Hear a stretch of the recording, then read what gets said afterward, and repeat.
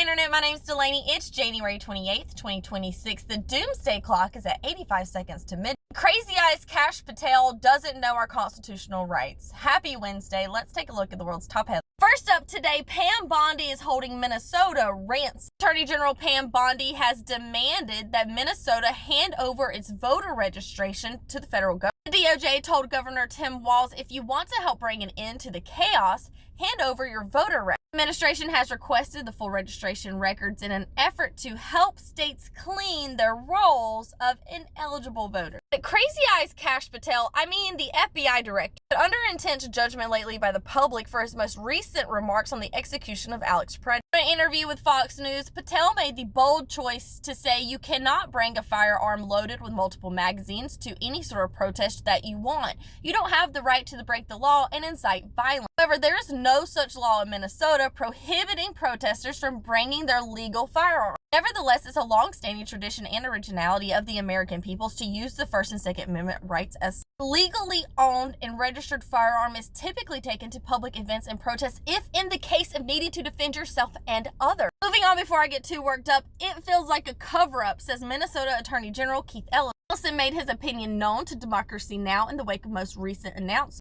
Federal authorities have transferred those involved in the street crime, including Gregory Bavino. The Attorney General told Democracy Now! The state government has the right to criminally charge anyone, including a federal agent who commits a crime in our state. Bavino is moving back to his position overseeing operations in El Centro, California. This move has been called a demotion. And with all that going on American soil, isn't it the perfect time to conduct military exercises in the Middle East? We've been following the back and forth between the Iranian Supreme Leader and American President over the last week, the most recent being Donald Trump's announcement that he sent a fleet of warships towards the foreign territory. And now they have announced an exercise that will prove airmen can disperse, operate, and generate combat under demanding conditions. Trump claims that these ships and exercises are just in case and is not a direct attack. With that being said, last but not least, today the doomsday clock is at 85 seconds to midnight. Doomsday clock is a symbolic representation to indicate how close humanity is to an all-out global catastrophe. The Bulletin of Atomic Scientists created the doomsday clock 2 years after Einstein and Oppenheimer developed the atomic weapon through the Manhattan Project. The clock has since become a universal indicator of the world's vulnerability. 1 year ago, it was warned that the world was perilously close to disaster. And instead of reversing course, Russia, China, the United States, Israel, Iran, and many more have become more aggressive and more nationalistic, with 85 seconds to midnight making it the closest the clock has ever been. That being said, that's all we have for today. Peace, love, and hippie drugs, and stay informed.